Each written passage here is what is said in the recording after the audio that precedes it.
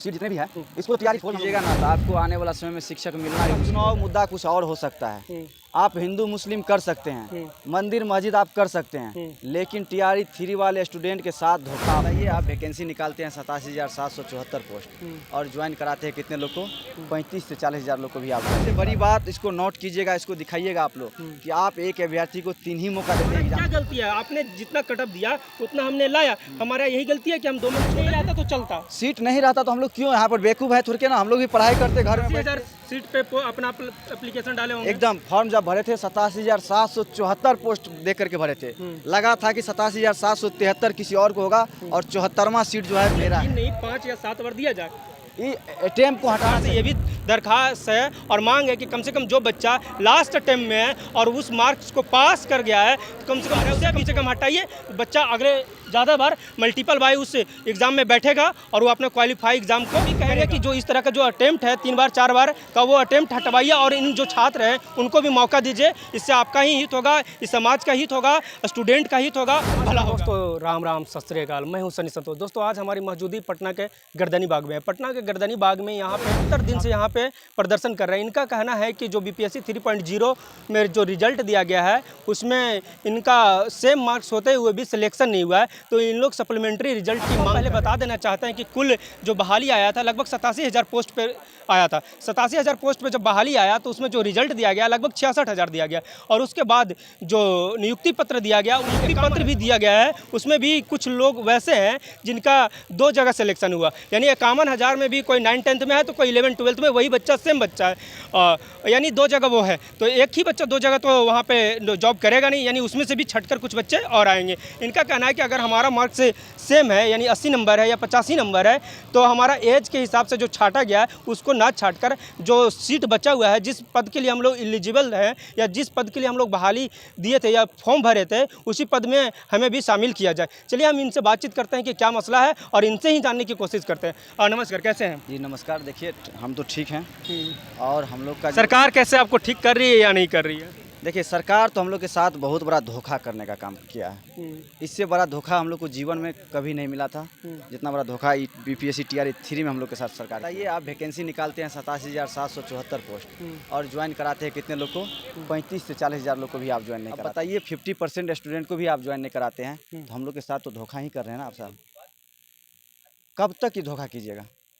अब बताइए, जब आप वैकेंसी निकाले थे 87,774 का ढिढोरा पीटे थे, तो आप तो 87,774 स्टूडेंट को कम से कम तो सीट फुलफिल कीजिए।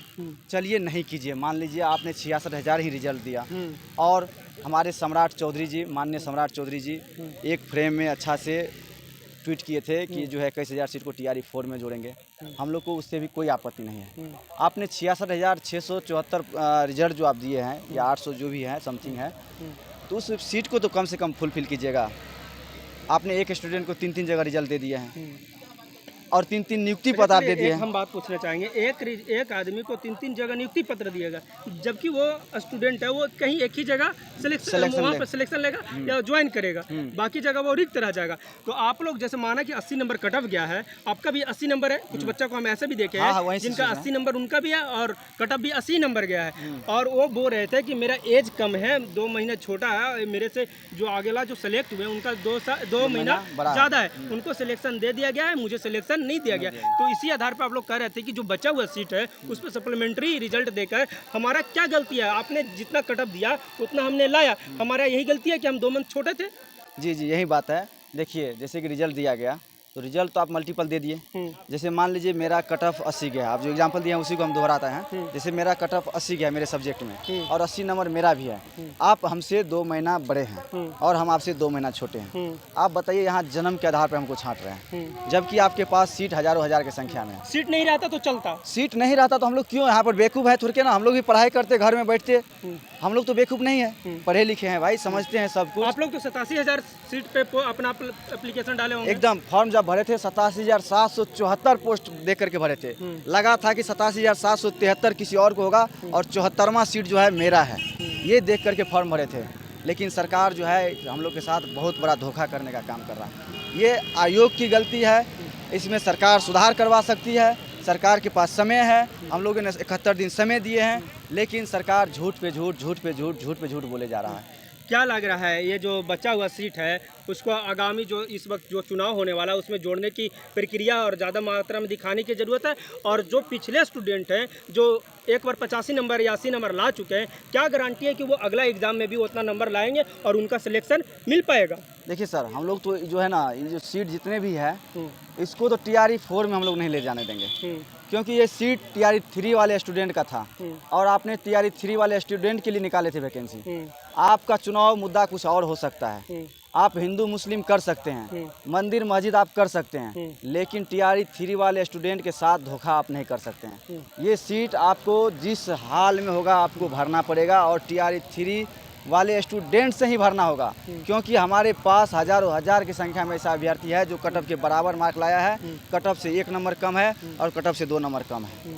उन अभ्यर्थियों को आप मौका दीजिए और सीट फुलफिल कीजिए, क्योंकि एक एग्ज़ाम कराने में आपको भी खर्च आता है, विद्यार्थी को भी फॉर्म भरना पड़ता है, उसको एग्ज़ाम देने के लिए जाना पड़ता है और समय का बर्बादी है। सबसे बड़ी बात इसको नोट कीजिएगा, इसको दिखाइएगा आप लोग कि आप एक अभ्यर्थी को 3 ही मौका देते हैं एग्ज़ाम में बैठने के लिए। अब बताइए, कट ऑफ के बराबर मार्क जो विद्यार्थी लाया है, जिसका उम्र खत्म होने वाला है, वो अभ्यर्थी क्या करेगा? जिसका 3 अटेम्प्ट इस बार पूरा हो गया, वो अभ्यर्थी क्या करेगा? आपने तो पॉलिसी लाते हैं, लेकिन पॉलिसी को फुलफिल करने में आप ही पीछे हो जाते हैं। बताइए। दोस्तों, इनका कहना है कि अगर आप लोग मौका तो 3 ही बार हमें देते हैं, जो BPSC टीचर वाला है उसमें आपने मौका कर दिया, क्राइटेरिया कर दिया कि 3 बार, हो सकता है लगभग 5 बार भी किए हैं क्या? 5 बार ऑफिशियल नहीं हुआ है, मौखिक हुआ है। हाँ, 3 बार से कहते हैं कि 3 ही बार हम आपको एग्जाम में बैठने देंगे और आपने सीट दिया 87,000 नहीं करवा रहे हैं, वो लगभग 40 से 45,000 जो बाकी सीट बच रहा है वो अगले में आप जोड़िएगा। हो सकता है किसी बच्चा को 3 अटेम्प्ट इसी बार हो गया होगा तो अगले बार तो जाएगा नहीं। तो कम से कम मेरी सरकार से ये भी दरख्वास्त है और मांग है कि कम से कम जो बच्चा लास्ट अटेम्प्ट में है और उस मार्क्स को पास कर गया है तो कम से कम उसे भी जोड़िए, और नहीं तो ये क्राइटेरिया हटाइए। कम से कम जो 3 बार है उसे कम से कम हटाइए, बच्चा अगले ज़्यादा बार मल्टीपल बाय उस एग्ज़ाम में बैठेगा और वो अपने क्वालिफाई एग्ज़ाम को करेगा। सही है? हाँ, एकदम यही बात है। सरकार को इस पर सुधार करना चाहिए, संज्ञान में लेना चाहिए बात को।